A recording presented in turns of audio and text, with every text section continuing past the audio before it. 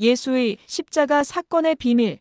오늘날 예수 교인이라면 대부분의 사람들은 예수가 십자가 처형 후 그가 3일 만에 부활하여 제자들이 보는 앞에서 하늘로 승천하여 올라갔다는 것을 믿을 것이다.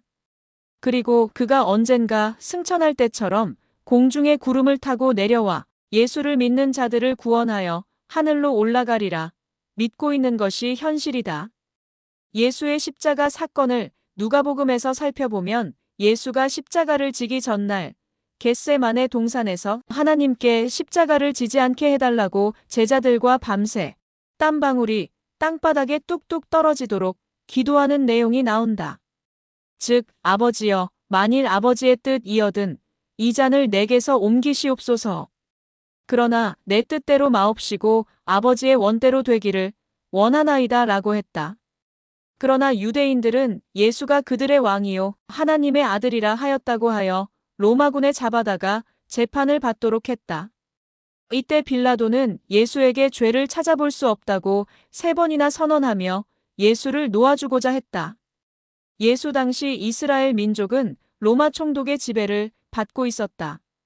유대인들을 다스리는 총독의 재판은 최종 결정권자이다. 그럼에도 대제사장들과 유대인들이 찾아가 밀란을 일으키므로 예수를 처형하게 했다면 때 로마 제국 총독의 권위와 군령이 서지 않을 것이다. 예수의 재판에 대하여 마태복음과 누가복음에 잘 설명하고 있는데 로마 총독 빌라도에게 그의 부인이 전날 밤 꿈 이야기를 전하며 예수는 선한 자여 무고한 자라 하며 아무 상관을 하지 못하게 했고 이 말을 들은 빌라도는 3번에 걸쳐 예수의 무죄를 선고하였다.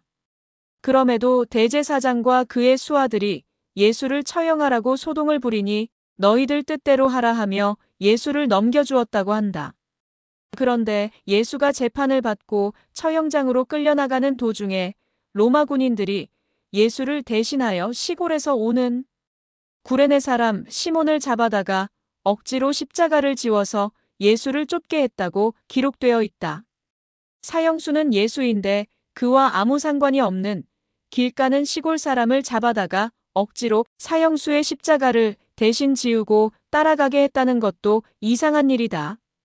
그 후에 예수를 십자가에 못 박은 시간을 보면 제6시로부터 두 강도와 함께 십자가에 매달아 두었다. 이때 로마 군인들이 십자가에 매달려 홍포를 두른 예수를 보고 다른 사람은 구원하면서 자기는 구원하지 못한다고 하며 희롱하고 농담을 했다. 그 후 어둠이 온 땅에 깔리기 시작한 제9시가 되었을 때 갑자기 누군가 소리질러 가라사대 하나님이여 하나님이여 왜 나를 버리시나이까 하며 큰 소리로 외치고 또 한 번 더 큰 소리를 지른 후에 영혼이 떠났다고 전하고 있다.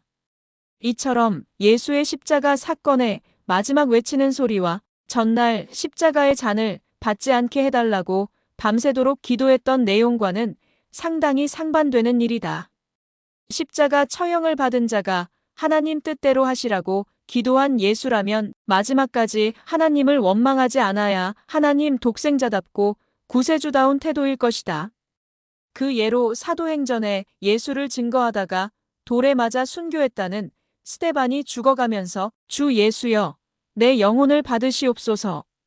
주여 이 죄를 저들에게 돌리지 마옵소서 하며 하나님을 원망하지 않고 죽어갔다. 사실 로마군에 잡혀가기 전날 하나님 뜻대로 하라고 기도한 예수가 처형을 당했다면 이처럼 마지막 발악을 하고 하나님을 원망하지 않았을 것이다.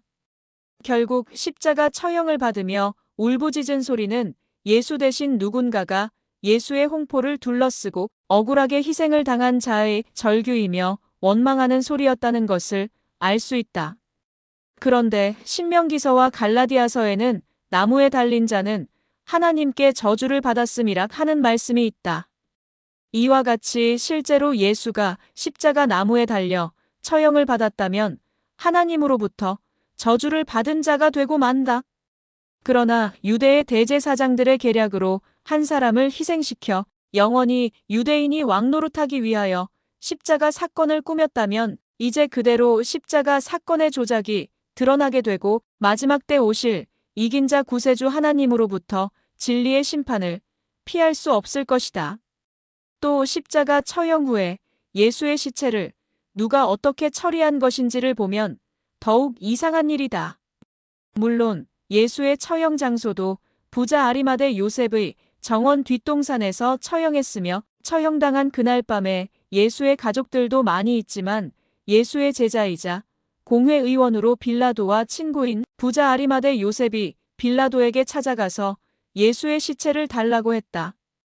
그때 빌라도는 벌써 예수가 죽었나 하는 의문을 남기며 선뜻 시체를 내어주자 그것을 받아 세마포로 둘러 자기가 미리 파놓은 돌무덤에 안치했다. 마태복음에는 안식 후 첫날 새벽에 예수가 사랑했던 막달라 마리아와 다른 마리아들이 예수의 부활을 보려고 무덤을 찾아갔다고 한다. 그때 갑자기 큰 지진이 일어나며 번개 같고 눈부시게 흰옷을 입은 주의 천사가 하늘로서 내려와 무덤의 돌을 굴러내고 그 위에 앉아 여자들에게 말하기를 예수가 살아나 갈릴리로 먼저 가셨으니 예수의 제자들에게 알려주라고 일러준다. 그런가 하면 마가복음에는 흰옷 입은 한 청년이 나타나 알려주었다고 하며 누가복음에는 흰옷 입은 두 사람이라 했다. 그리고 요한복음에는 흰옷 입은 두 천사가 나타나 예수의 부활을 알려주었다고 한다. 이처럼 예수의 부활을 알려준 내용이 두 천사라 하기도 하고 한 청년이라 하기도 하며 제각각 기록이 다르다. 이때 하늘로서 내려왔다는 천사들은 또 누구인가? 공중 하늘로 올라갔다는 예수와 두 천사는 지금 어느 하늘에서 무엇을 하고 있을까? 그런데 무덤을 지키던 파수꾼들이 이 모습을 보고 대제사장과 장로들을 찾아가 보고할 때 그들은 군병들에게 돈을 주고 예수의 제자들이 밤에 와서 시체를 도적질하여 갔다고 빌라도에게 고하라고 하였다. 그럼에도 빌라도와 아리마대 요셉이나 누구도 이에 대한 사후 조치를 취한 사람은 없었다. 예수는 갈릴리에 약속한 산으로 먼저 가서 막달라 마리아와 그의 가족들과 제자들을 만났고 제자들은 예수의 모습을 보고 의심하는 사람도 있었다.